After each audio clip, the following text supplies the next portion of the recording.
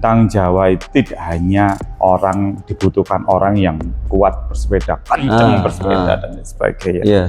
Tapi basicnya memang lebih ke mental terkait dengan ini gangguan mistis ya, gangguan mistis saat Bentang Jawa.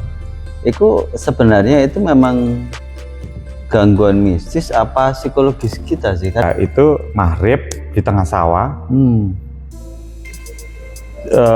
Garmin Cyclocom itu ngarahin ke masuk sawah, masuk off-grid sawah, dan tujuannya kuburan. Melihat hal-hal yang mistis itu memang kadang-kadang dalam kondisi yang antara sadar dan tidak sadar ya. Ya, karena antara capek yang numpuk, ada hawa yang lebih dingin. Terus kedua, kadang-kadang bulu kuduk berdiri. Itu sih itu yang jelas. Tapi selebihnya ya tapi ngerasa udah gue 1.500 jangan dibebani pikiran patokan listrik entek. Pesepeda kita alumnus Bentang Jawa tahun lalu, Om Yohan Narotama. Kali ini ia akan bercerita tentang bagaimana mempertahankan kesehatan mental selama 6 hari bersepeda dalam event Bentang Jawa tahun lalu. Dengan jarak tempuh 1.500 km dari Pantai Carita di Banten yang finishnya di Banyuwangi. Karena baginya mental itu yang utama. Fisik kuat tapi mental lemah pasti menyerah. Ia juga akan bercerita tentang pengalaman mistis yang ia alami saat Bentang Jawa. Menarik kan? Simak obrolan kami. Assalamualaikum Om Yo. Waalaikumsalam warahmatullahi wabarakatuh. Bahagia kan udah ketemu lagi. Sering ya. Dan sering jadi bintang podcast saiki ya kayaknya. Om Jako beberapa kali ya. Sing artis iki. Om Yo, piye kabar Om Yo? Alhamdulillah. Teman-teman, alhamdulillah kita ketemu lagi sama Om Yo. Om Yohan Narotama. Beliau ini alumnus ya? Alumnus Bentang Jawa tahun 2024. Tahun lalu ya Om? Tahun lalu. Nah, kabarnya waktu Bentang Jawa yang kemarin itu ada peristiwa mistis. Peristiwa mistis saat melakukan perjalanan 1.500 km dari Carita ke Banyuwangi. Nah, ya apa ceritanya Om? Seru katanya. Nah, ini mumpung baru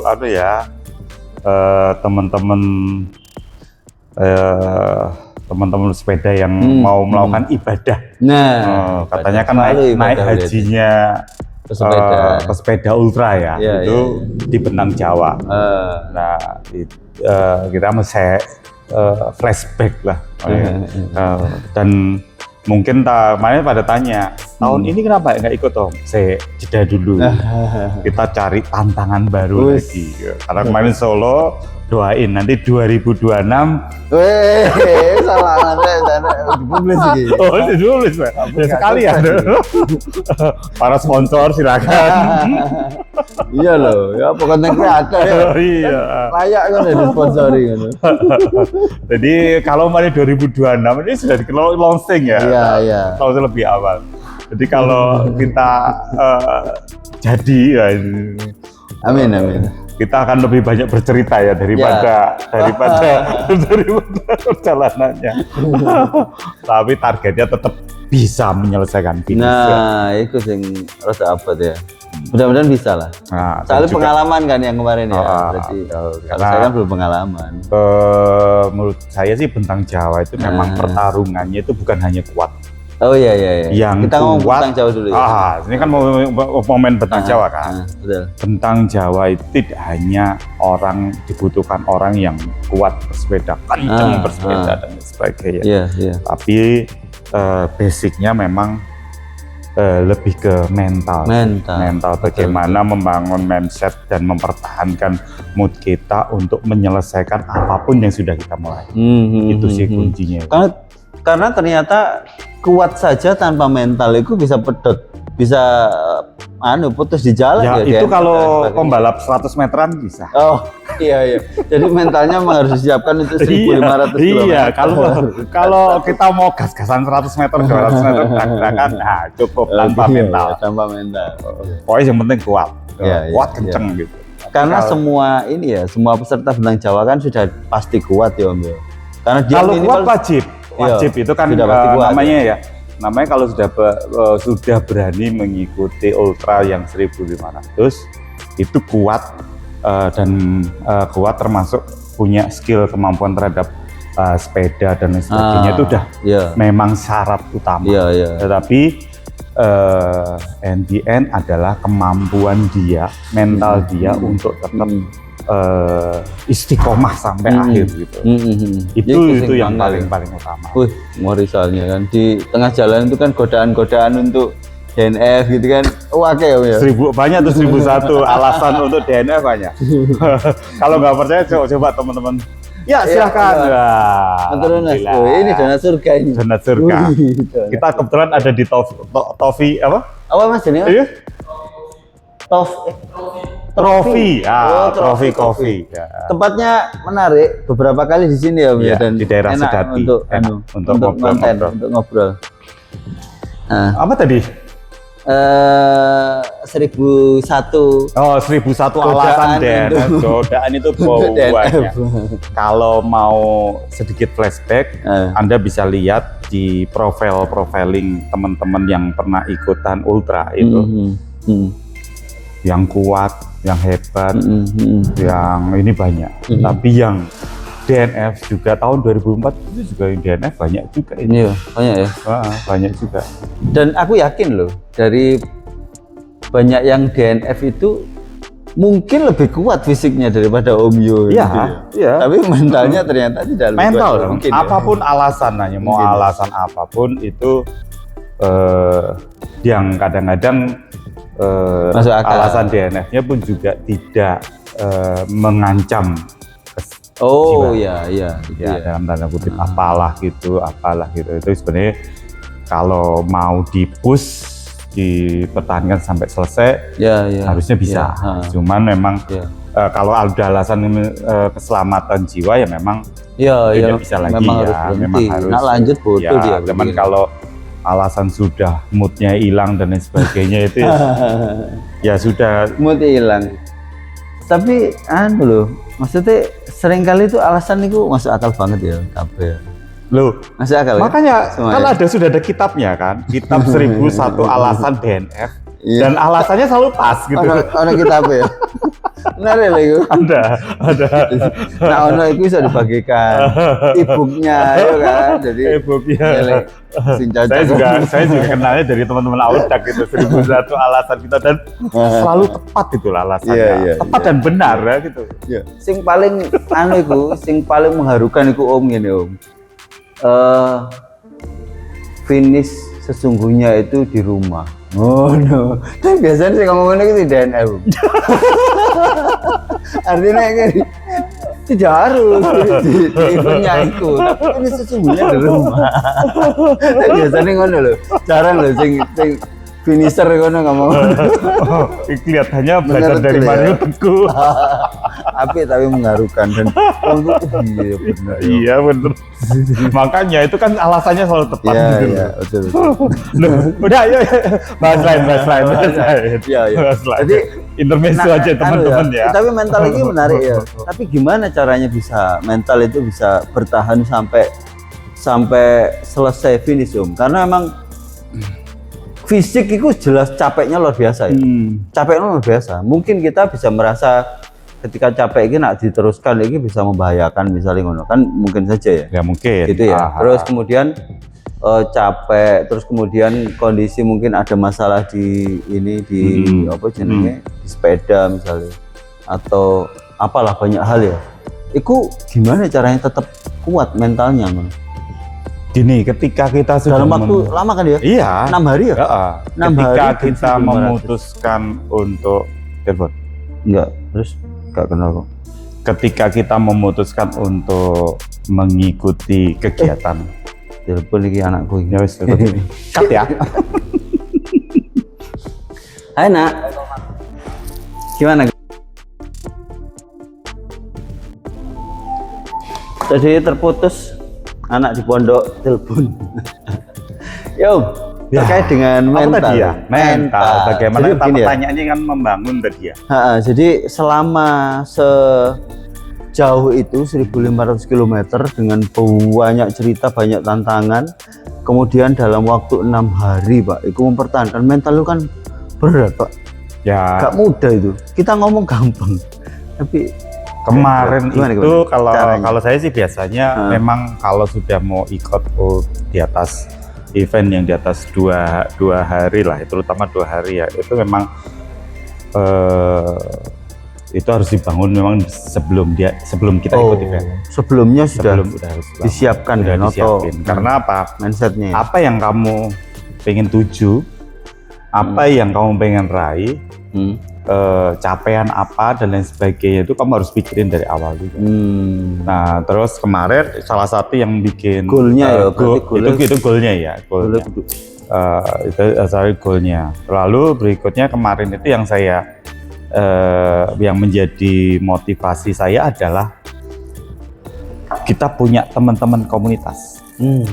Nah teman-teman komunitas ini kemarin yang support saya perjalanan, makanya kalau coba di flashback di postingan-postingan waktu Bentang Jawa 2024 selalu saya bilang perjalanan ini tidak akan ada tanpa dukungan dari kalian. Dukungan dari teman-teman, termasuk tentu saja keluarga pasti ya. Teman-teman komunitas itu wajib. Makanya kapan hari kita juga bikin postingan soal pentingnya berkomunitas dan sebagainya itu. Nah di situ itu yang jadi modal utama bagi saya. Sampai waktu itu dukungan sepeda ya. Iya, padahal sepeda itu alat utama ya. Itu sampai nah, tapi kan waktu itu kan saya sudah ada sepeda dan memang pengen sepeda itu yang akan kita pakai gitu loh. Cuma teman-teman yang lain nggak tega gitu. Ya, dengan berbagai macam inilah ya jalannya lah. Teman-teman itu memberikan dukungan, support itu dengan berbagai macam caranya masing-masing. Akhirnya ketika perjalanan itu yang membuat ketika semangat kita sedang down, itu kita akan balik lagi. Iya, betul. Karena kan kita kamu ngapain? Banyak orang, banyak orang mensupport loh. Banyak orang mensupport, banyak orang mendoakan, banyak itu. Kalau kamu nggak DNF, ngapain kamu harus daftar? Itu jadi mood kita akan kembali lagi, kita akan semangat lagi dan lain sebagainya. Itu yang jadi poin utama. Jadi bisa jadi gini ya, maksudnya dibuat disengaja gitu, kayaknya perlu juga ya, kayak membuat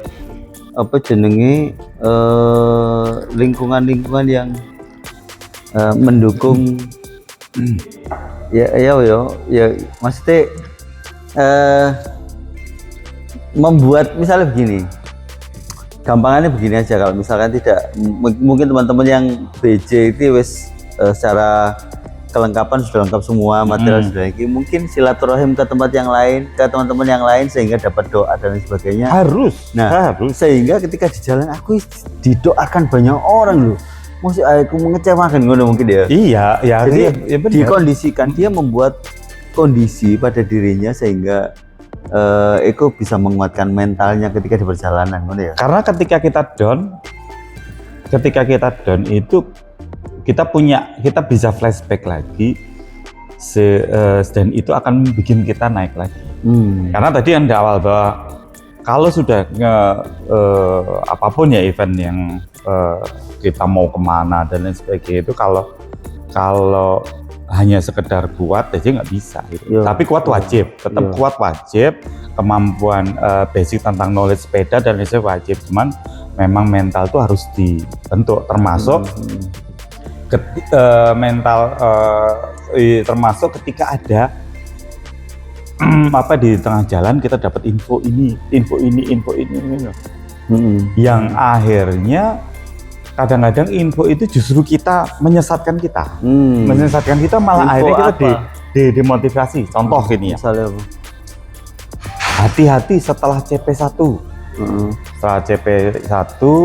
Setelah CP1 itu 40 kilo kemudian sepanjang 40 kilo itu tidak ada rumah, masuk hutan. Iya. Wah, itu kalau itu mungkin kita demotivasi. Padahal makanya kita masuk CP1 itu malam. Iya. Nah, gitu. Apa namanya malam. Padahal kita mau lanjut. Badan masih oke, masih mau lanjut. Tapi karena ada informasi itu akhirnya jadi. Padahal infonya benar ya? Gimana? Infonya benar ya? Memang tidak ada rumah gitu? Tidak. Enggak. Ya sepi ya, namanya jalan. Jam 2 pagi, jam 12, jam 2 pagi ya sepi ya. Mau nggak mau dia sepi ya? Iya. Itu sih. Terus yang berikutnya lagi, jadi tidak gampang percaya. Jangan gampang percaya sama orang. Nah, betul tadi. Orang itu siapa itu?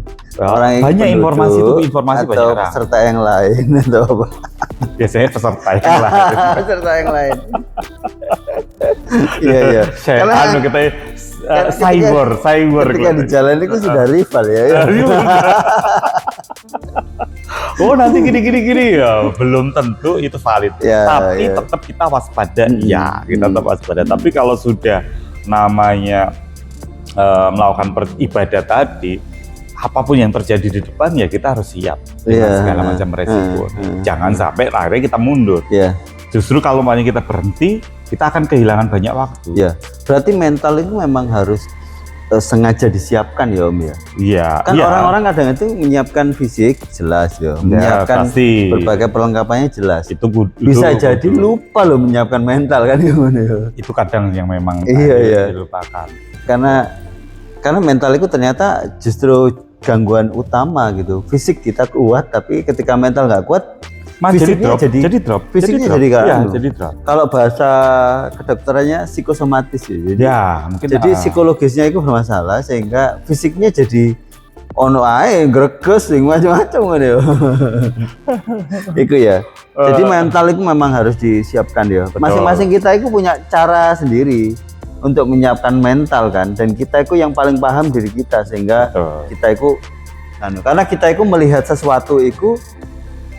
Ada yang bilang begini kan, jadi konstruksi personal begitu. Jadi kita melihat sesuatu itu tidak semata-mata ketika kita ngomong kita meyakini karena ini, meyakini sesuatu ini dengan ini, itu tidak semata-mata langsung muncul, tapi ada konstruksi personal yang rumit di dalamnya begitu ya. Dan itu kan kebenarannya itu yang kan kebenaran kita, betul. Kebenaranmu belum itu tentu.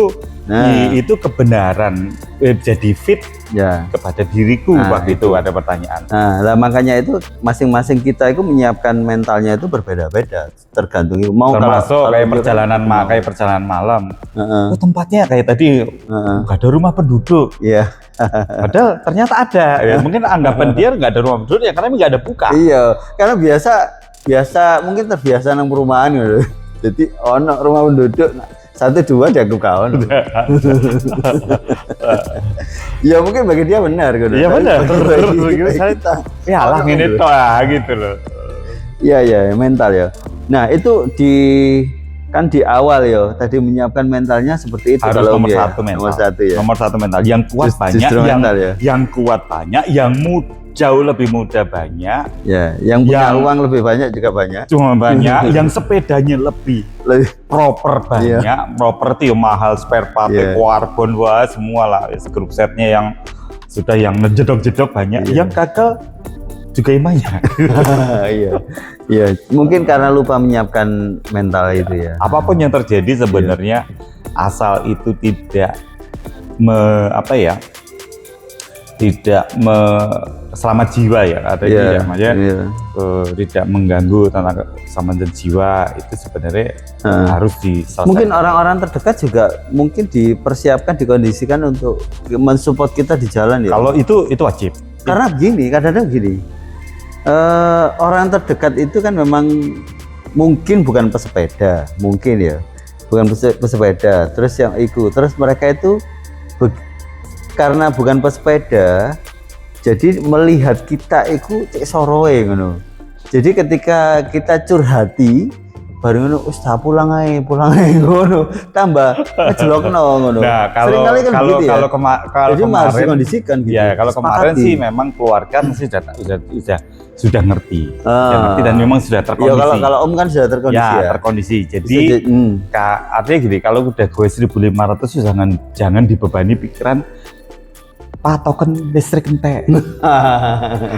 Pak aku di rumah habis.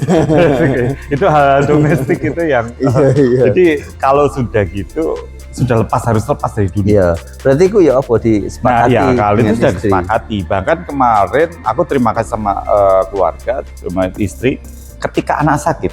Oh. Ketika anak sakit itu kan anak kan di pondok.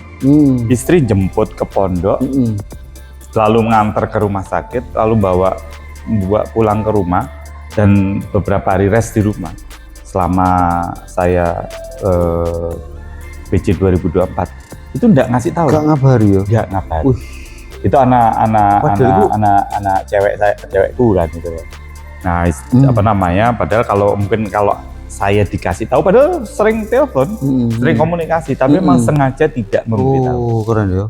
Iku kenapa kok istri? Ya karena tahu kalau umpamanya sampai dia ngasih tahu bahwa anaknya sakit dan lain sebagainya akan mengganggu.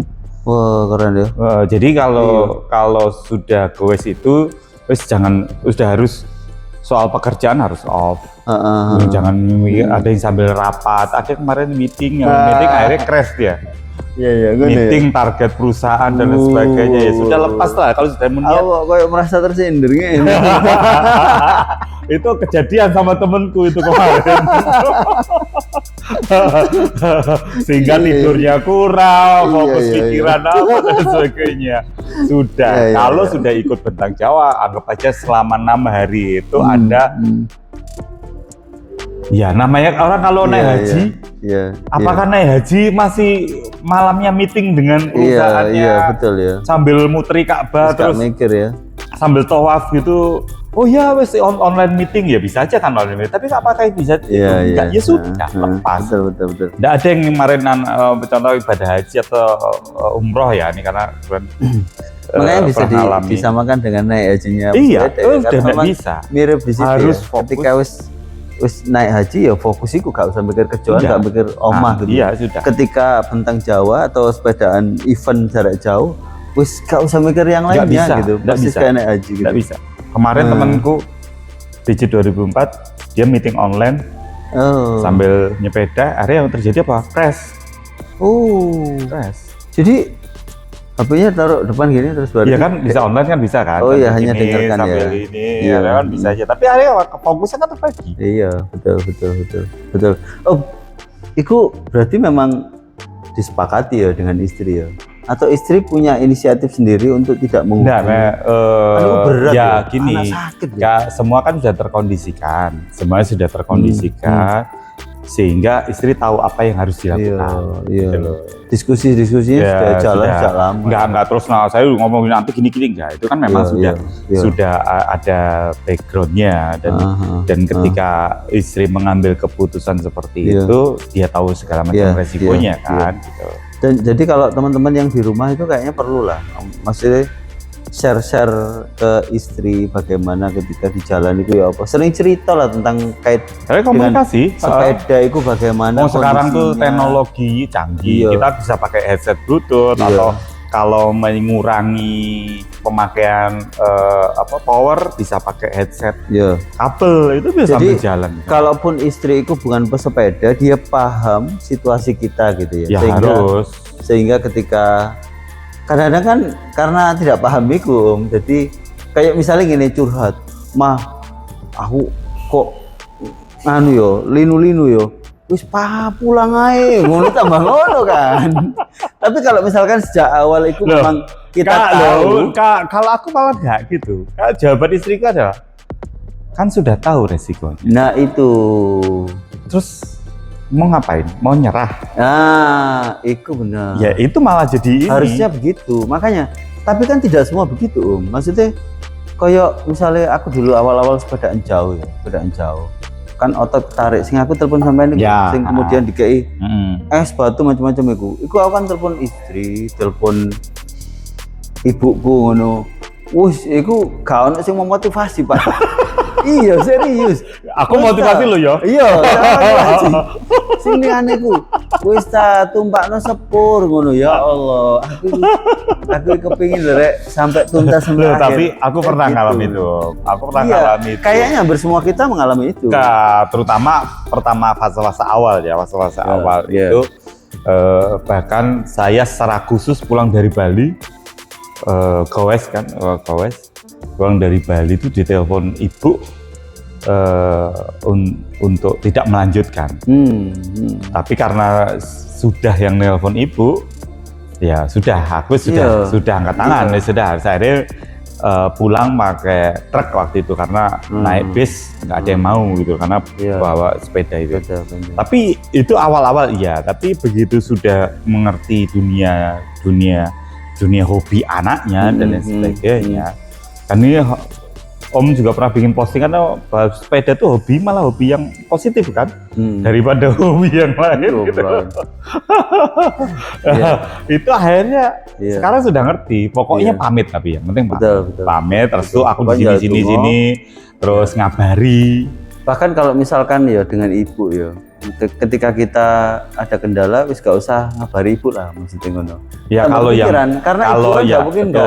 yang makanya kalau biasanya kalau untuk orang tua biasanya kita ngabari yang baik-baik. Yang baik-baik. Maksudnya yang baik-baik itu awal dan ngabari yang memberikan semangat. Contoh, aku ini bangunannya bagus ya, gini-gini ya itu sih. Karena nggak mungkin lah seorang ibu itu meskipun kita itu sudah tua ya.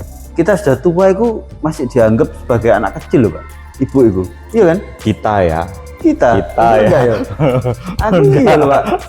Jadi yo. Kita nggak tua loh ya, kita loh yang tua. Ya dewasa lah, dewasa. Dewasa. Kalau tua itu sudah nggak mampu.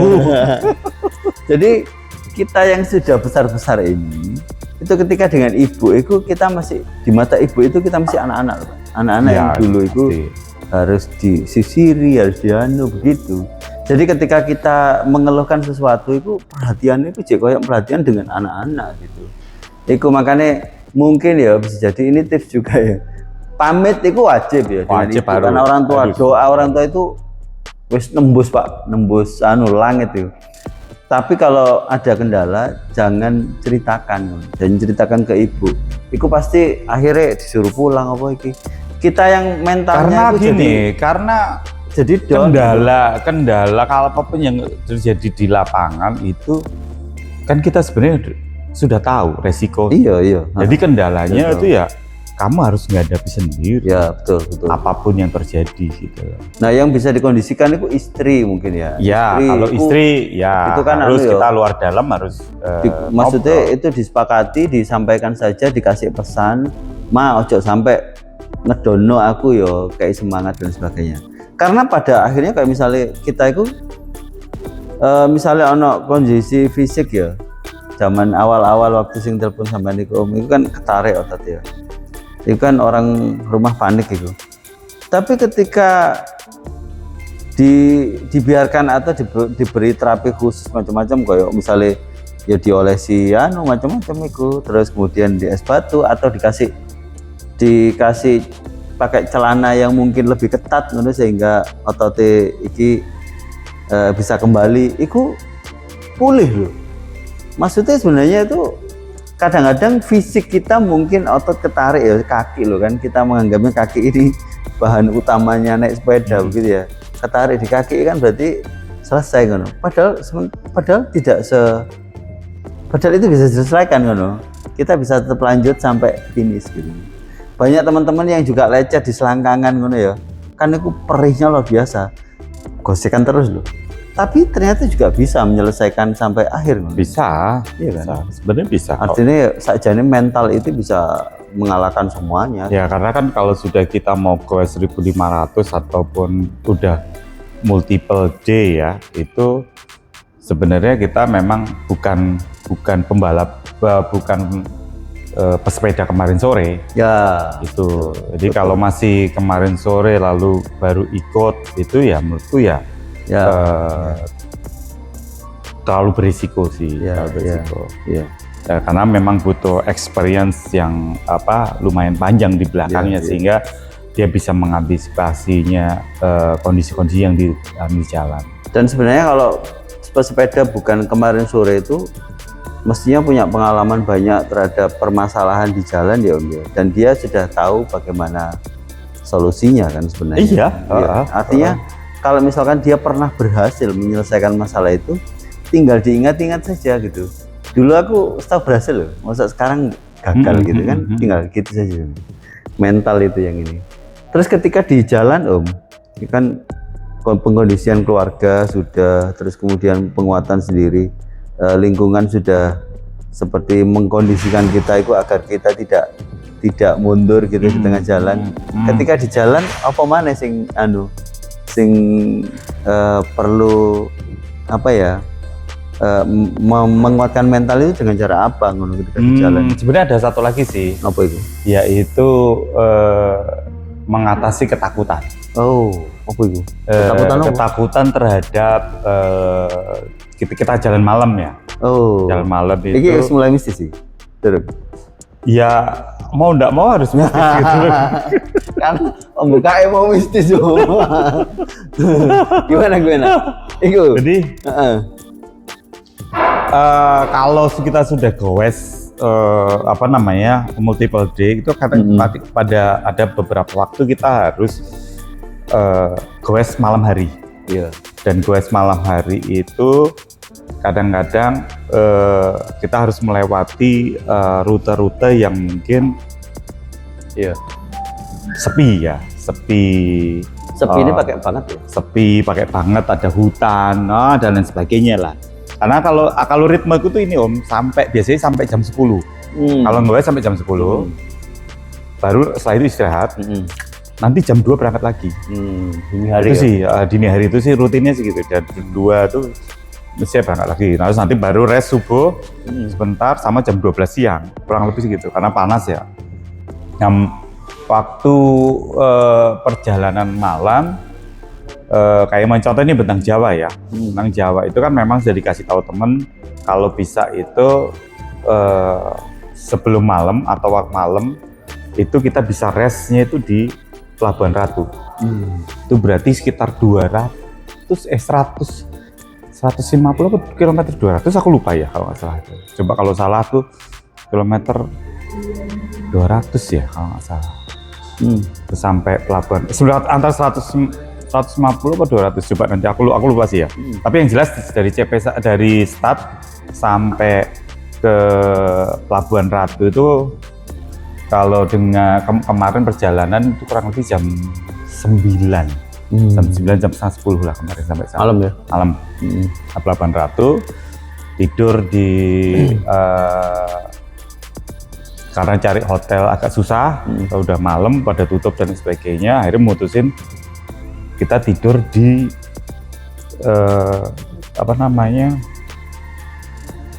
tukang jualan buah yang 24 jam. Kita beli buahnya, terus lalu kita minta istirahat di situ. Pak boleh istirahat? Oh boleh banget, seneng malah dia ada yang nemeni dan lain sebagainya sambil ngecas apa semua. Waktu itu aku bertiga, aku terus Banteng sama si Ahmad dari Jakarta. Banteng temen Auda, terus bertiga tidur di situ. Baru menjelang jam 2 kita baru jalan pelan. Nah itu kan juga informasinya kan banyak. Kalau kita nih aku belum pernah namanya Pelabuhan Ratu, kalau ke atas selanjutnya kan juga belum pernah tahu kan. Itu jadi diinfo dari awal, hati-hati setelah Pelabuhan Ratu, nginep di Pelabuhan Ratu aja, nanti setelah itu naik hutan, sepi, dan lain sebagainya lah gitu. Sesuatu hal yang mengerikan ya gitu lah. Tapi kan informasi-informasi itu kan memang ya nggak boleh ditelan mentah-mentah, tapi kita wajib menelaah, menjadi kewaspadaan. Tapi selanjutnya kita harus mau nggak mau ya jalan. Kalau nggak kita waktunya habis di perjalanan. Di Nah, di Pelabuhan Ratu itu mulai setelah Pelabuhan Ratu jam 2 pagi berangkat, terus setelah itu nanjak pelan-pelan kan ke arah paginya itu ke kebun teh kan, dari kebun teh di atas itu. Disitulah mulai aku dapat teman seperjalanan. Jadi teman seperjalanan itu karena di Auda kan di Bentang Jawa itu kan nggak boleh ada pairing kan, sebenarnya nggak boleh ada teman, nggak boleh. Kalaupun ada jarak itu pun harus ada jarak 40 meter atau 50 meter dipakai itu, ada jaraknya. Karena nanti dianggap drafting kan, nempel. Nah, di belakang, temennya di belakang. Kalau yang temen memang asal aturan nggak boleh depan belakang harus yang ada jaraknya. Di situ tuh. Nah, kalau tiba-tiba tuh kok saya dapat temennya itu taunya ketika jalan kan jam 2 pagi jalan naik gunung pelan-pelan gitu. Karena lampu sepedanya Merin Nikasudako itu kan tak setting, lampunya kan hanya di samping kiri. Karena yang drop bar itu sudah penuh dengan rest bar, jadi nggak ada lampu yang di tengah, tapi lampunya itu ada di bawah, di agak ditaruh di forok, taruh sebelah kiri untuk kenapa saya di sebelah kiri, karena untuk menghindari batas jalan. Karena selalu kalau keluar kota baik malam ataupun siang dan lain sebagainya kita harus selalu jalan di paling pinggir karena traffic kan. Jadi untuk menghindari itu saya pakainya lampu itu. Lampunya 2 sama 1 di sini, tapi biasanya tak saya matikan. Karena kan sebenarnya kan ultra itu kan nggak perlu lampu terang.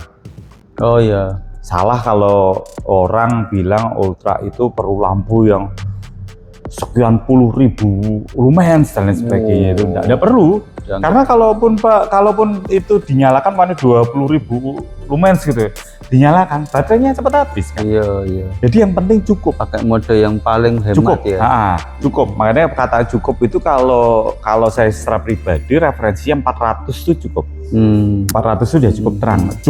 Cukup terang artinya kita nggak sampai jatuh ke bahu jalan, tapi jalanan tetap bisa terlihat gitu.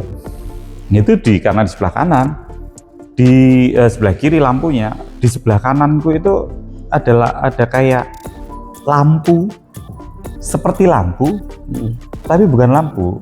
Susah kan jelasin. Tapi dia nerangin di sisi sebelah kanan. Oh gitu. Ini kan gelap toh. Kita masuk hutan kan. Kalau coba cek di Pelabuhan Ratu. Sama kan di kiri ya lampunya. Ini lampu ada di kiri. Lampu tambahan di sebelah kanan. Ini lampu gelap karena nggak ada penerangan di sana. Gelap gulita ya. Karena masuk hutan. Nah, naik hutan jalur luar kota kan itu termasuk jalur JLS kalau nggak, jalur lintas selatannya Jawa Barat. Itu jam berapa itu? Jam 2. Kira-kira jam 2 dini hari naik gitu. Nah itu di sebelah kanan tuh kayak ada lampu tapi bukan lampu. Itu mulai pertama kali aku apa sih gitu ya. Terus ada sepeda kayak ada free kalau kalau nggak di free wheel kan gitu. Kalau nggak harus dia diem lagi kan. Nah, beberapa kali ada kejadian itu. Tapi ya karena kita sudah siap dengan segala macamnya, ya sudah enggak apa-apa, asal enggak ganggu dan dia nggak bonceng gitu. Oh, itu bukan teman bukan teman misterius ya. Udah tahu teman apa gitu. Itu teman itu yang menemani selalu perjalanan. Tahu kalau misalkan itu bukan lampu kan kelihatan ya sorot lampu dan sebagainya, tapi sampean kok. Ya karena terang, jalannya lebih terang. Oh, jalannya lebih terang. Lampuku di sebelah kiri kok. Sorotnya kan di sebelah kiri. Berarti terangnya itu bukan terang kayak lampu gitu. Bukan, cuman ya? Saya bisa melihat di sebelah kanan jadi lebih jelas. Oh gitu ya. Dan terus itu mulai di pelabuhan. Terus ada suara free wheel juga di belakang. Sepertinya nggak ganggu kan. Tapi kok sampai kok bisa yakin kalau itu bukan pesepeda? Kan yang memungkinkan lewat situ pesepeda jam segitu dan ini Auda kan mesti ono semburi ono yang depan gitu ya. Itu kan bisa jadi itu pesepeda bukan tamu misterius gitu. Ya kan aku pernah coba ngecek walaupun harus dengan hati-hati ya. Noleh ke belakang nggak ada, berhenti. Gitu.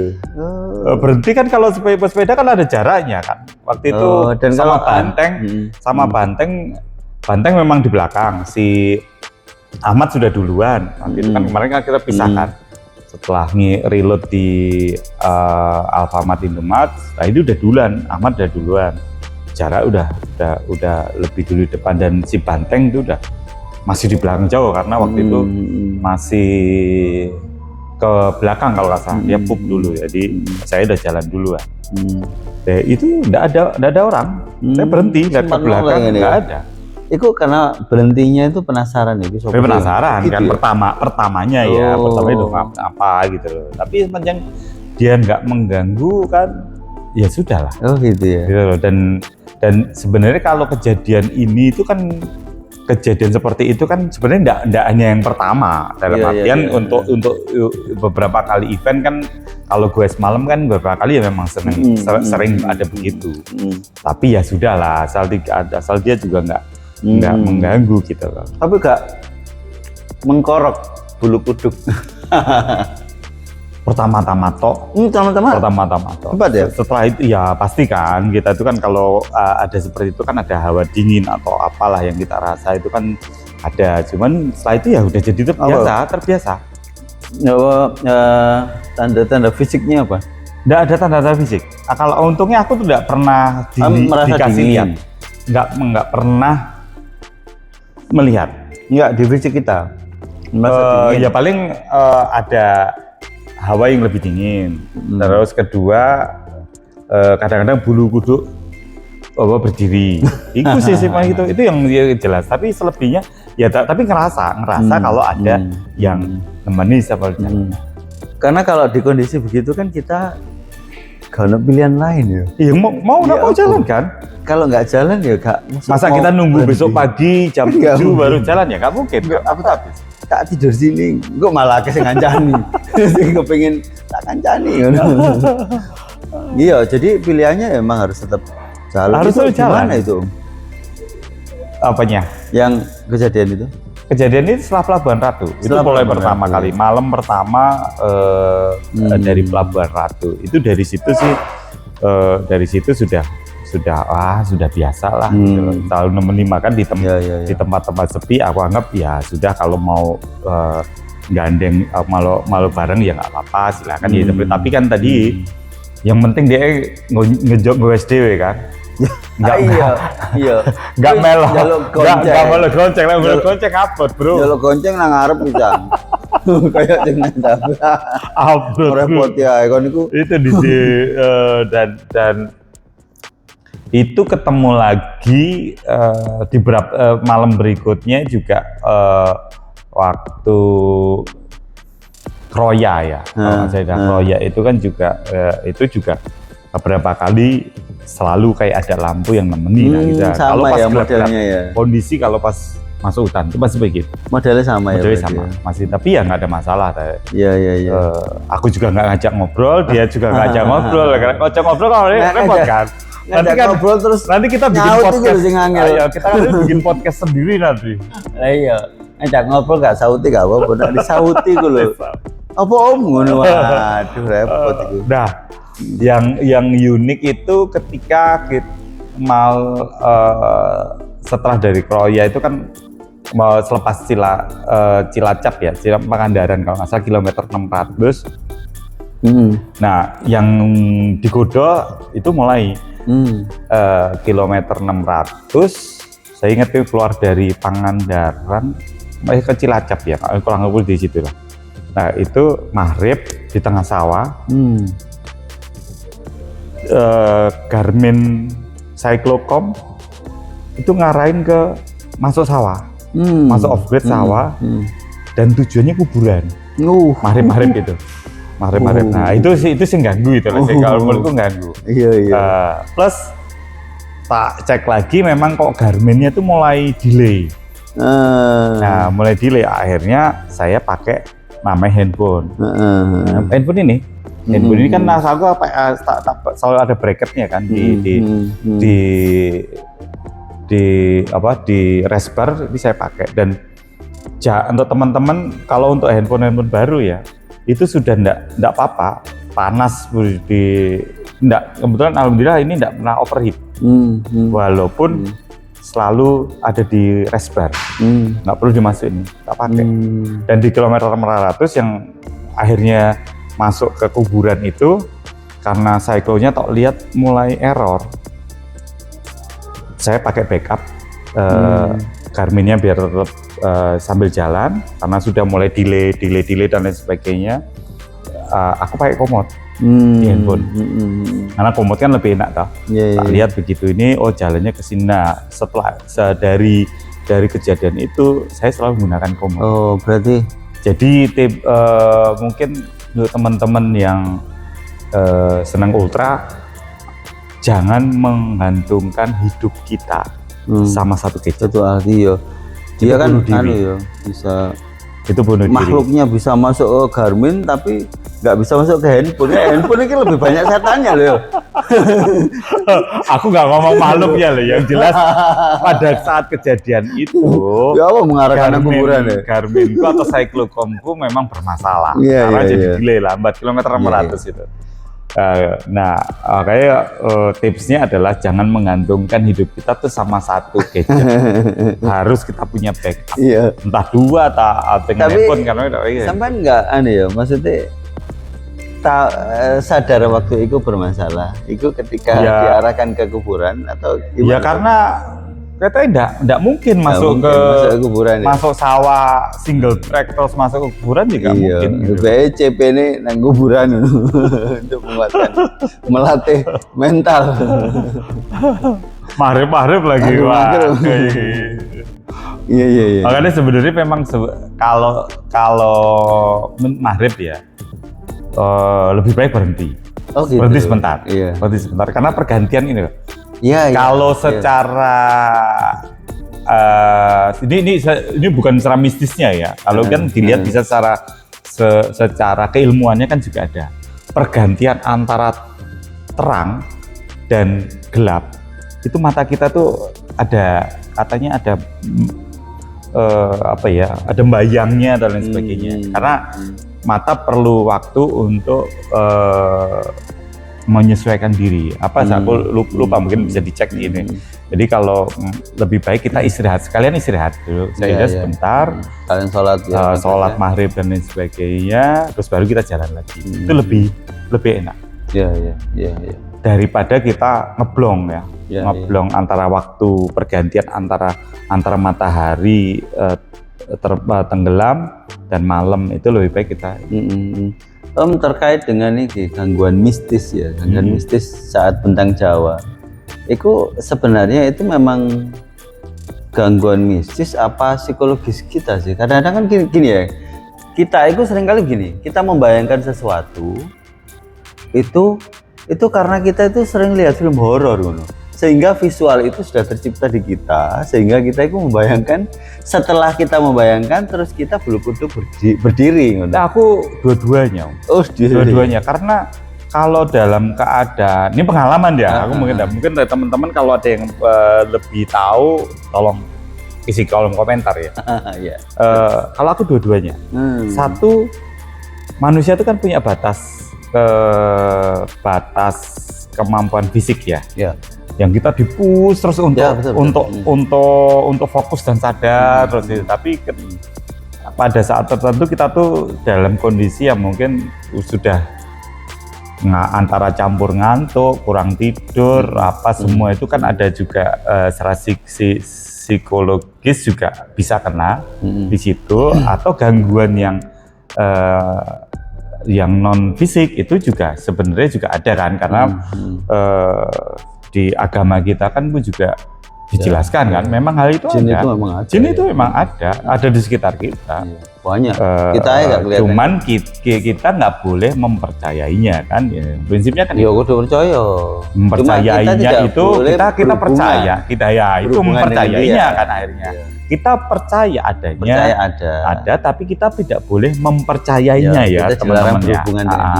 Karena dunianya beda-beda. Nah, Kalau sudah dalam kondisi seperti itu antara itu memang kan dua-dua ya, kita dalam udah kondisi capek itu kan halusinasi itu kan pasti kadang-kadang muncul. Ya, aku mikir ada dua-duanya. Memang kalau kita kondisi capek juga memang ada tempat-tempat yang memang ya, jadi makanya kalaupun di beberapa tempat yang pada kita perjalanan jauh atau tempat yang ini kan ada orang-orang tua kita ngomong kan jangan ngomong yang jelek-jelek atau apa, itu kan sebenarnya kan juga ada kebenaran juga gitu. Karena juga kalau jin itu kan dia tahu kita nggak tahu dia bisa dengarkan kita nggak bisa dengarkan dia gitu ya, artinya omongan itu yo tetap kudu dijogo ngono.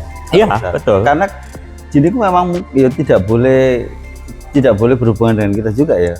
Tapi kan ono sing mokong ngono. Sama seperti kita yang mokong ketika kita kemarin kita ketawa-ketawa akhirnya kita jatuh itu ke sawah. Ya Allah, iya. Berarti ono sing jugran itu. Tapi kan jadi jangan terlalu berlebihan teman-teman. Jadi ya lu bahagia. Iya. Karena makanya kan kalau pas gitu sebenarnya makanya kenapa sebenarnya saya selalu bilang bahwa ini adalah suatu bentuk ibadah. Bagi saya mulai dari ibadah. Karena pada saat itu kita itu dalam kondisi yang sangat rentan. Betul. Perjalanan atau apa istilahnya? Kalau kita sedang perjalanan itu namanya safar apa? Musafir ya. Musafir ya? Orangnya. Safar perjalanan. Kalau kita dalam safar itu kan memang diharuskan sebenarnya kan kita berdoa ya, zikir apapun dan sebagainya. Dan itu sih yang makanya saya selalu mengatakan ketika kita sedang safar dan termasuk ultra itu adalah kegiatan safar yang sudah kita niati ya, itu jadi ibadah bagi aku karena selama perjalanan aku selalu zikir. Seperti itu. Masya Allah.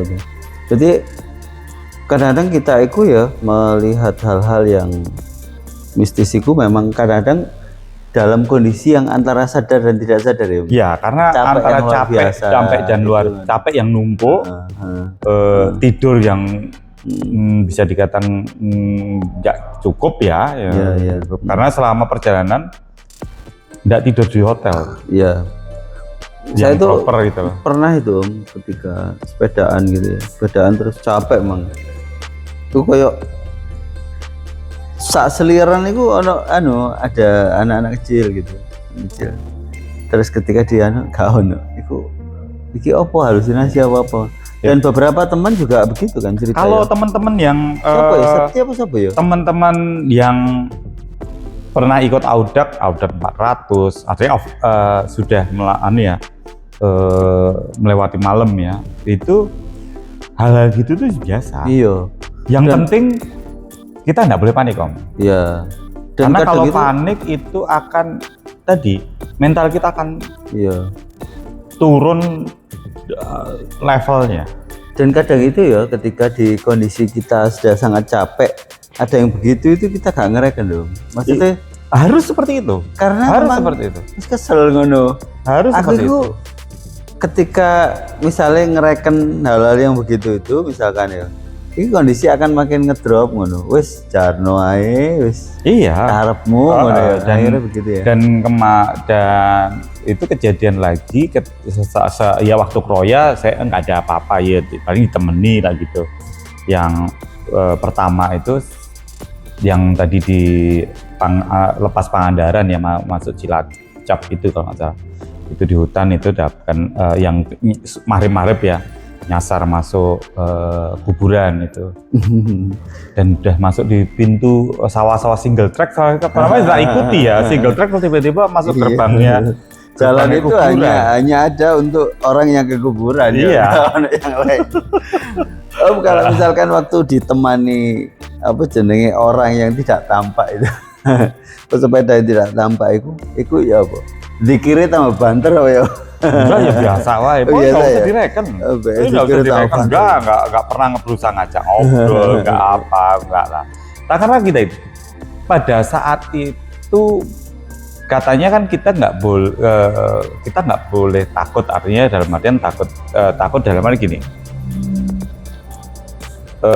kalau dalam agama yang saya yakini ya, bahwa kadang kalau kita sudah mengamini bahwa tiada daya dan kekuatan selain Allah Subhanahu wa Ta'ala. Ya kan? Itu sudah yang tertinggi. Betul. Nah, ketika kita takut pada makhluknya, berarti kan kita betul mengingkari apa yang sudah kita sampaikan. Pada saat itu kita dicoba. Jarinya awakmu ngaku bahwa tiada daya dan kekuatan selain Allah Subhanahu wa Ta'ala. Ya seyakin apa sih kamu dengan itu? Coba. Ya karena sebenarnya kalau misalkan kita memahami teks itu la haula wala quwata illa billah, tidak ada daya dan kekuatan selain Allah. Itu sebenarnya kita tahu kalau dia makhluk, kita setara ngono. Lah apa sih kan? Dan bukan hanya setara, enggak. Kita lebih baik ya. Kita itu makhluk yang sempurna. Iya. Mungkin dalam seluruh kitab baik maksudnya setara itu podo-podo ciptaannya gitu. Setara ciptaannya ya, tapi kita adalah makhluk yang paling sempurna. Iya, betul. Itu jangan lupa. Betul. Kalau kita makhluk yang sempurna, berarti levelnya kita tuh lebih di atas. Tinggi. Iya, bahkan dengan malaikat aja kita di atasnya malaikat levelnya. Malaikat tidak ada gangguan ya, tidak ada cobaan. Tidak, kita dicoba. Begitu diperintah untuk sujud, sampai kiamat dia akan sujud gitu. Ini yang saya yakini ya, ini di agama yang saya yakini seperti itu. Dan maksudnya itu teman-teman yang lain, agama lain juga mungkin punya. Kalau agama samawi mungkin sama sih, tapi nggak tahu yang yang lain ya. Tapi setahu saya sih sama sih Om. Karena kalau kita percaya tuh sama yang di atas ya, kita minta di atas ya. Itu yang saya selalu terapkan, bahwa ketika kita perjalanan dan ketika kita sedang digoda atau dicoba dan lain sebagainya, ya kita kembalikan. Saya pertama kali itu, dan itu menguatkan kan ya? Menguatkan. Pertama kali itu namanya ultraan itu sebenarnya ketika ada event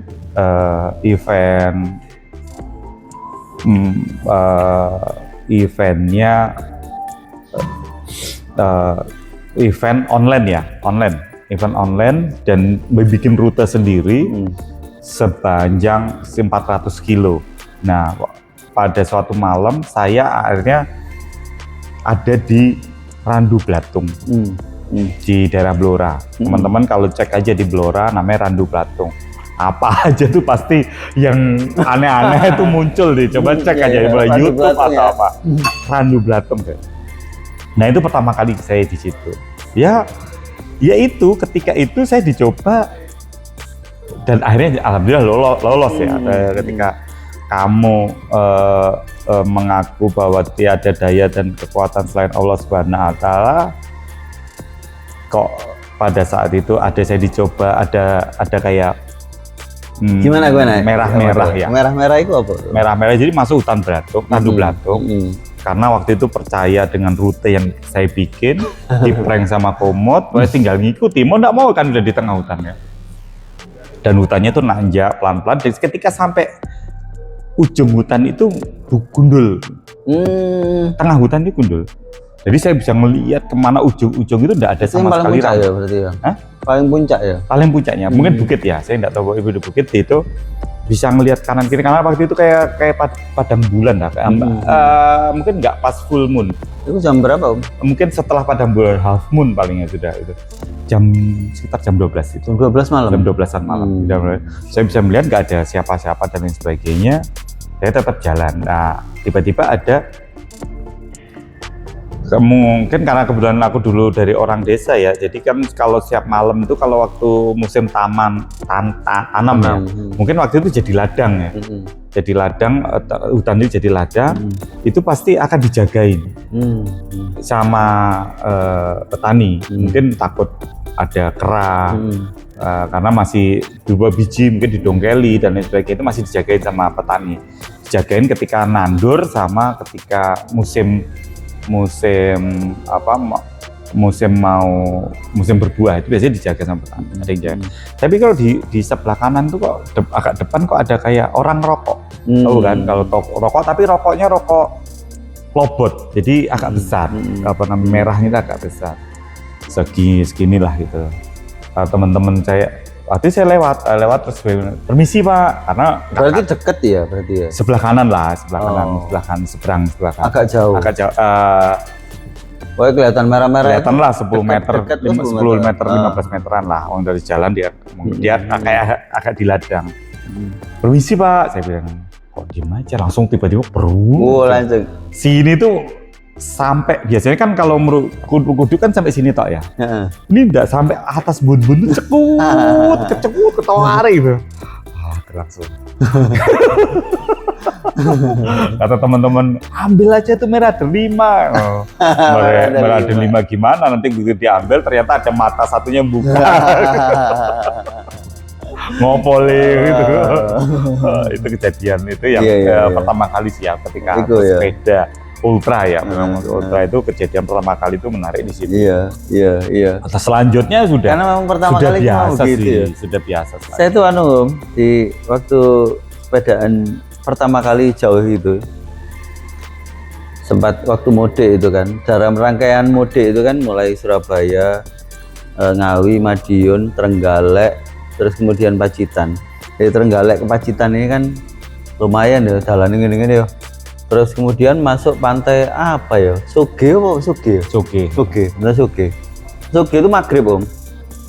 Karena aku euforia ya di situ ya, foto-foto macam-macam, bos seneng lah. Maghrib kentekan iki baterai HP, sementara saya butuh map kan waktu itu kan. Terus akhirnya cari pos kamling ada ngecas sampai jam 7:30 malam sebelum Pantai Soge, sesudah Pantai Soge. Begitu masuk ke arah ini kan hutan Pak. Hutan itu gak ono penerangan, cuma lampu putok Pak. Kanan kiri waduh wis gelap gulita pol, ndak ada orang lewat. Nah itu kan rasane itu kan pertama kali ya rasane. Tadi yo dikira gue tak kenceng Subhanallah, mana pokoknya enak apa jenis nanjak itu Allahu Akbar ya, Allahu Akbar begitu turun itu karena kan memang gini naik turun ya di banterno ngono ya Allah. Walaupun gak ketemu apa-apa gitu. Tapi kan pertama kali kan ngeri ya dengan kondisi itu kejadian pertama kali sih. Tapi selanjutnya ya menurutku sudah jadi yang biasa lah. Apalagi istilah Randu Blatung itu kan tempat yang dianggap paling, aku juga nggak ngerti sebenarnya. Setelah itu baru googling. Baru ngerti googling. Randu Blatung. Googling sebelumnya ya. Googling sebelumnya, waduh, bisa mentalnya tambah kalah mana. Iya. Yang penting di perjalanan waktu itu karena masuk hutan ya nggak nginjek apa-apa karena kan kresek-kresek gitu dan lain sebagainya itu ya biasalah gitu, merasa diamati, diawasi itu tuh biasalah. Nah yang kalau ke BC itu di kilometer 900 kilometer 900 itu sudah masuk Gunung Kidul. Jadi karena ada satu kejadian gigi sakit. Gigi sakit gara-gara makan dele. Sedangkan jalan kan untuk ngatasi bosen dan lain sebagainya kan ngemil. Kalau aku kan ngemil. Karena makanya kan bentang warung Jawa, bukan bentang Jawa, bentang warung Jawa checkpointnya sambil perjalanan itu kalau lihat setup sepedanya ada setup sepeda memang taman sih ya. Nah itu makan itu ada dele yang ngeyel masuk ke lubang tak. Wah itu Om kata kak karuan gitu. Akhirnya saya masuk Bantul itu sudah jam 7 ya, jam 7 malam. Terus akhirnya harus naik ke Gunung Kidul karena kan ke arah Pacitan. Target awalnya itu sebenarnya itu tidurnya saya di Pracimantoro. Tadinya target awal tuh mau di Pracimantoro, tapi karena ada sakit dan sebagainya sampai beberapa jam nggak berjalan gara-gara sakit gigi tadi, tapi terus tetap jalan. Ya itu tadi kan sebenarnya kayak kalau sakit gigi yang dilakukan adalah cari painkiller. painkiller yang biasa nggak bisa ya cari painkiller yang mahal.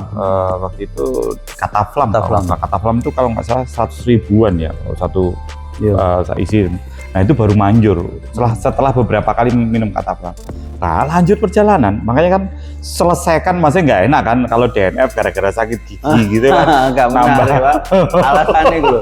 Karena sakit gigi itu kita itu kan nemen yo, besok kemana-mana Pak, ke kepala iki, tapi orang lain itu merasa iyalah, itu kejadian serakroya. Saya serakroya itu aja sama Bayu sempet ditinggal jadi gara-gara aku kayak gigi saya sampai tidur nangis di Indomaret Kroya gara-gara saya gigi itu sampai nangis ya. Nah, minum obat-obat yang biasa nggak bisa kan, cari Cataflam juga nggak ada kalau di Indomaret nggak adanya kan obat sakit gigi atau sakit kepala itu nggak mandi.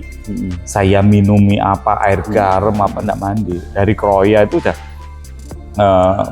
Kroya ke Jogja itu udah wis sudah siksaan kalau saya bagi udah siksaan gara-gara sakit gigi, dan itu terselesaikan setelah sampai Bantul karena di Bantul baru dapat Cataflam itu. Itu Cataflam. Nah itu mulai rodok sehat, mulai sehat. Jam 7 saya naik ke Panggang, Siluk Panggang karena kan ngelewatnya ke Gunung Kidul nggak melalui jalan utama tapi melalui jalur lintas selatannya, JLS-nya.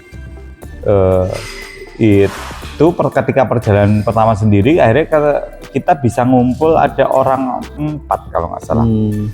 Ada orang 4, kita jalan naik karena naik Panggang itu nggak bisa digoes. Mau nggak mau ya disuruh jalan kaki itu tuh. Itu mulai udah kira lebih jam 9 malam lah itu. Teman saya Ahmad sudah di atas bilang gini, nanti Om tak tunggu di Taman Madu Brosot di Playen lah gitu katanya. Nanti ketemu di sana. Ya sudah, karena kan aku sakit gigi ya dia ninggal duluan lah. Itu mental kena nggak sih sakit gigi Om? Ya sempat nggak kepikir? Ya waktu 6 jam, waktu 12 jam terbuang 12 jam gara-gara sakit gigi. 12 dari mulai Kroya berarti. Selama itu ya? Apa ya? Mulai dari Kroya. Ya. Namanya kalau udah sakit gigi itu kan ke semua ya. Semuanya. Mata, kepala dan lain sebagainya. Sampai berapa mili sama perjalanan karena yang orang namanya udah sakit gigi. Orang lain melihat, ini ya. Orang lain nggak bisa ngerasain, yang ngerasain kan ndelok apa jadi nangis. Nangis saya, cari tempat untuk minum obat itu sudah tidak ada rasanya sudah, wis karena ngobrol ya gak enak. Bisa sudah selesai minum Cataflam sampai begitu 4 kalau nggak salah itu baru sudah nggak ada rasanya, tidak bisa jalan lagi. Tapi sempat nggak kepikir aku tak mendekati selesai? Ya pasti. Sempat kepikir ya pastilah. Sempat kepikir DNF. Udah pengen DNF di Bantul sudah. Kalau ini pengennya DNF di Bantul. Tapi ternyata begitu saya itu setelah segmen Dendels di Parangtritis di daerah pantai selatan itu, Dendels di belakangnya Bandara Internasional Jogja sekarang itu kan ada segmen gravelnya. Segmen gravelnya nggak bisa habis sepanjang 25 kilo. Tambah ya. Itu lepas dari segmen gravel ketemu salah satu peserta Bentang Jawa kan pengen ngajak bareng, aku bilang udah tinggal aja karena apa? Aku sudah nggak bisa naik. Iya, berarti kok lebih baik sakit gigi daripada sakit hati yo. Enggak juga.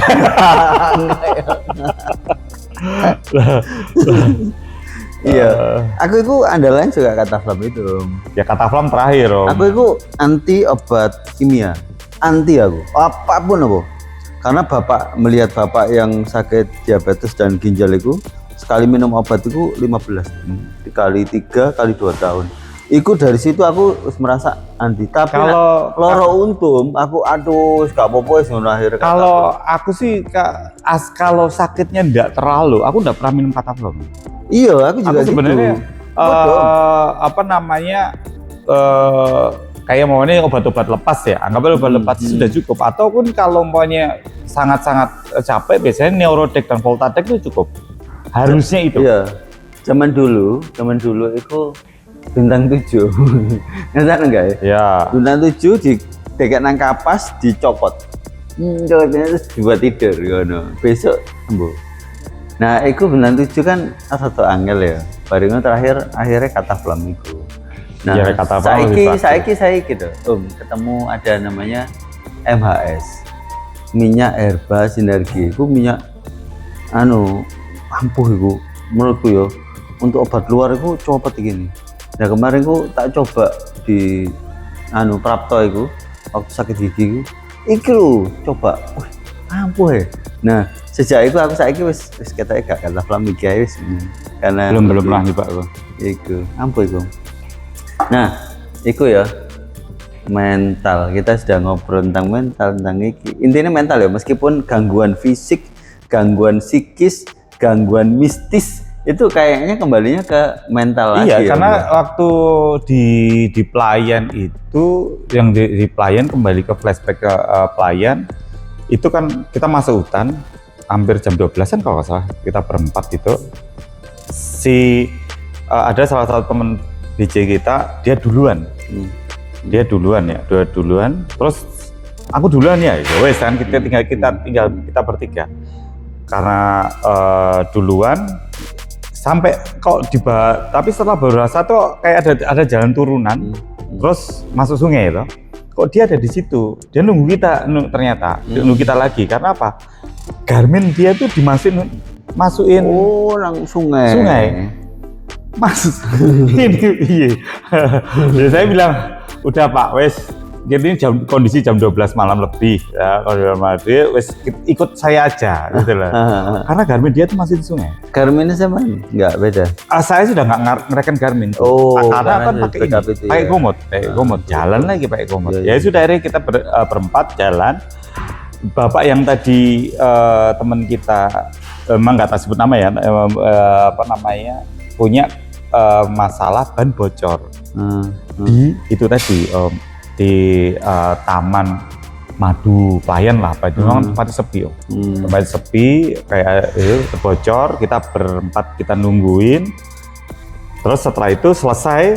Rencana kita mau tidur di situ, tapi karena tempatnya terbuka dan anginnya banyak, akhirnya kita nggak jadi. Udah karena kurang 13 kilo sampai Gunung Kidul. Terus akhirnya ada 2 teman tuh udah jalan duluan ke arah Gunung Kidul. Terus teman saya yang tadi harusnya Ahmad itu nunggu di situ kok ternyata nggak ada. Dia ngomong sudah di Gunung Kidul, aku nyewa hotel, nanti kita barengan aja di situ rame-rame cari gitu. Aku nggak ngerti kenapa kok dia pindah. Ternyata saya tahu kejadiannya dia tuh nunggu di situ sendirian, diparani sama kuntilanak. Makanya ya aku taunya baru kejadian itu. Dia cerita bagaimana persepsi kuntilanak kan pasti ya rambut panjang sama putih bersama suara sekian lah. Padahal kondisi bocor itu. Enggak, temen si Ahmad, temanku saya jumpa duluan. Bukan yang 4 orang ini ya. Tapi ketika yang 4 orang ini kan sempat ketemu hutan yang kebakaran. Di tengah kebakaran itu saya pernah kan posting, saya ngeliat tuh ada cewek di kanan jalan.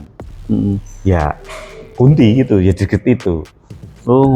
Cuman beberapa orang ketika postingan itu saya up di Instagram terlihat seperti kayak kotak, kayak memang kotak. Tapi kalau saya ngelihatnya adalah Mbak Kunti tadi. Itu gitu. dia apa di postingan? Ada di posting Instagram. Mana ya? Jadi kelihatan di foto gitu. Iya, kelihatan. Mana tahu? Ya, saya waktu itu gini, ya wes cuman gitu. Tapi nggak tareken kalau gitu, jangan direken. Iya. Direken malah mentalnya. Iya, dan kalau pada saat itu jangan kita panik, artinya terus cerita ke samping. Biarin aja. Iya. Wes diem aja. Setelah itu ternyata sepeda tadi temanku tadi bocor lagi. Nah, pada saat itu memang kondisi, aku udah bilang, Pak, ini kondisi tanda-tanda alam sudah tidak memungkinkan kalau kita jalan lagi kita nggak memungkinkan gitu. Karena tanda-tanda alam ya ini kok sudah aneh gitu. Karena aku melihat tuh udah, ya itu tadi Om, udah kilometer 900-an gelap gini hutan. Aku ngerasa itu banyak yang ngeliat. Ada orang banyak gerak gitu di belakang pohon dan lain sebagainya. Wah ini aku halu nih. Pak, kita istirahat aja, cari masjid. Karena kebetulan dia non Muslim. Mas nggak apa-apa sholat sini, nggak apa-apa. Tidur di sini nggak apa-apa. Nah, setelah tidur di situ, karena SOP-nya sebenarnya kalau mana ya tidur terbuka itu, makanya emergency blanket tuh penting. Iya. Saya tidur jam 3 pagi itu udah bangun dalam keadaan menggigil. Nggak enak Om. Ini sudah mau DNF aja. Yang dilakukan akhirnya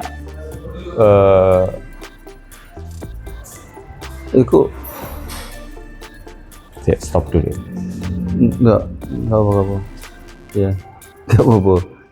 Terus. Ya, setelah itu yang saya tak lakukan adalah mandi.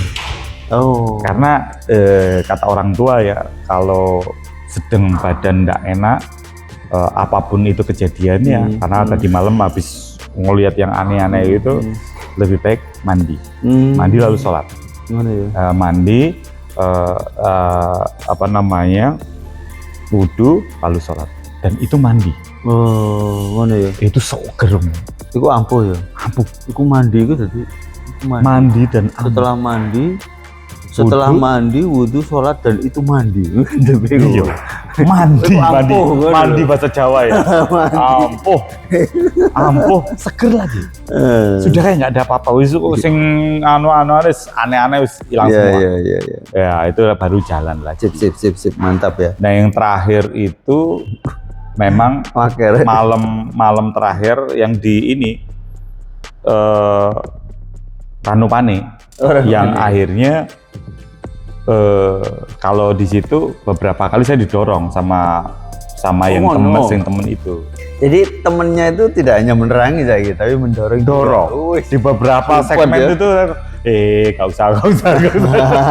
Malah ngono ya. Udah lepas Ranupane itu. Dan kayak numpak e-bike. Waktu berhenti karena udah tengeng ya, udah kilometer 1000 berarti ya 1200 ya kalau nggak salah ya. Udah tengeng gitu, ini udah tengeng, jadi kalau ngelihat itu harus sama badannya. Ada temen dari Jakarta atau Om, karena turun Ranupane jam 2 dini hari, jam 1 kalau nggak jam 1 apa jam 12 atau 1 dini hari itu turun itu udah dingin kan dan capek kan. Om mesti berhenti, sempat kita berapa kali berhenti ngobrol dan lain sebagainya. Nah, aku ngeliat samping gini, setelah ngeliat balik itu ada aku di samping. Oh iya dah. Jadi pas gini nih, aku lihat depan ya, nggak ada pada depan tapi ada depan. Tapi setelah dia mundur kurang lebih sampai batas ini. Batas pandangan mata, tapi dia tetap ada. Aku ngerasa tetap ada begitu. Aku, jadi sudah diem aja. Mesti nyuruh aku. Setelah itu udah finish itu. Aku tau sudah, dia mau ngapain lagi? Korin. Ya tahu lah korin dan lain sebagainya lah. Mantap ya. Ya akhirnya mungkin karena capek setelah setelah finish tidur. Ketindian. Ketindian. Itu ketindian itu udah rasanya gitu. Kayak ada yang nanggep. Terus setelah kita ndongo dan lain sebagainya, terus tiba-tiba ada menghilang gitu. Basic gue aja. Setelah itu udah nggak ada apa-apa aja. Gak tahu ketemu aku mana. Udah nggak ketemu aku terakhir di Ranupane itu tadi. Di hutan Sindoro itu. Terima kasih pada aku sudah menerangi, sudah mendorong. Terakhir dia dipeluk. Dipeluk. Iya, perusahaan ya. Iya. Enggak sih? Beberapa orang itu ketika di sudah menjelang akhir Bentang Jawa itu merasa waduh kok sudah hampir selesai ya, ngerasa nggak sih? Ya sudah, makanya ketika teman-teman kok nggak nge-push setelah Sindoro ya? Enggak, ya kamu tidur. Saya tidur menjadi 17-an toh, 17-an tidur. Iya. 17-an karena besok pagi sebenarnya kan cuma tinggal satu tanjakan Jember Banyuwangi kan, itu gunung yang sekarang ditutup apa sih? Gumitir. Dari Gumitir sampai Banyuwangi sebenarnya kan turun. Jadi sudah santai, tak tinggal tidur apa istirahat, pengen tidur setidur-tidurnya, nggak usah makanya nggak ngepus saja sampai Banyuwangi, nggak usah, yang penting kan masih under COT. Ya. Saya memang kena over COT setelah panggang itu tadi, kehilangan 12 jam waktu di gara-gara di Kroya, 12 jam, terus tidur tadi, tidur yang nggak nyaman tadi, itu kalau nggak salah 10 menit 5 sampai 10 menit lah. Iya. Nah dari pembicaraan kita kan mental itu memang bisa menyelesaikan banyak hal ya. Lo harus, karena waktu di CP2 ketika aku dapat gelar NC non kompetitif, delay 10 menit kalau nggak salah, 5 atau 10 menit lah gitu. Itu karena kesalahan saya sendiri. Iya. Tetap harus dilakukan. Iya, dan itu nggak ada mental drop kan ya? Sebenarnya iya, tapi ngapain? Apakah kamu tujuannya itu kalau orang mau ikut ultra, tujuanmu mau ikut apa? Apakah kamu butuh pengakuan secara administrasi ya? Kalau ngomong itu karena bagi administrasi, tapi kan sebenarnya ultra itu kegiatannya bukan itu. Ya. Targetnya itu hanya aku, yang challenge tantangannya itu udah hanya aku dan sepeda. Soal COT dan under COT dan lain sebagainya itu kan hanya bonus. Ya. Makanya aku senang ultra itu karena itu urusanku, targetnya ya urusanku. Pelajaran apa sih yang didapat ketika sudah mengikuti event-event yang menantang diri sendiri itu? Ya satu, bahwa aku dengan segala macam tekanan yang dapat di ini ternyata bisa loh, bisa menyelesaikan under COT di waktu di Bentang Jawa kan 156 jam ya, jadi 156 ya, kalau 156 jam itu aku bisa menyelesaikan di bawah itu. Ya sudah, itu targetku. Ketika orang ngomong, loh tapi kan kamu NC di CP2, ya itu kan patokan. Patokan orang nganggapnya seperti itu. Tapi kan kalau ultra kan nggak gitu. Kita punya inilah, coba cek di beberapa kegiatan ultra, ada yang menyelesaikan 1 hari kemudian, ada bahkan 2 hari kemudian, tidak ada masalah. Yang penting dia bisa menyelesaikan apa yang sudah dia lalui, daripada cheating. Nih orang-orang ultra kalau sampai cheating, malukan ya, bajingan. Bajingan deh. Lah apa? Membohongi diri sendiri. Iya. Yang dibohongi kalau diri sendiri loh. Iya. Ya kalau kemarin kalau mau ditanyakan, bisakah? Bisa. Iya. Kalau apa untuk cheating? Bisa. Tapi ngapain? Karena harusnya kan kembali ke kita ya sebenarnya. Kita itu targetnya apa ngono? Targetnya itu untuk kita, bukan untuk orang lain ngono. Orang lain orang lain sudah mensupport kita, orang lain sudah mensponsori kita dan lain sebagainya. Kok lu masih berbohong pada diri sendiri, itu kan sesuatu hal yang menurutku Iya. Go to hell lah, bajingan. Sampai ngono. Teman-teman, karena benci sama orang-orang yang begitu. Orang-orang yang membohongi diri sendiri itu. Ya udah, kalau nggak kuat ya 2 hari kemudian finish ya nggak apa-apa. Iya. Apakah dengan kamu finish under COT atau over COT kamu jadi apa atau sesuatu apa? Enggak juga. Orang juga sangat menghargai kok dia. Makanya aku paling benci kalau karena aku pelaku, aku organizer juga. Orang-orang yang seperti gitu itu. Sip. Mantap obrolan kita. Closing statement untuk menguatkan untuk teman-teman yang mau berangkat PJ.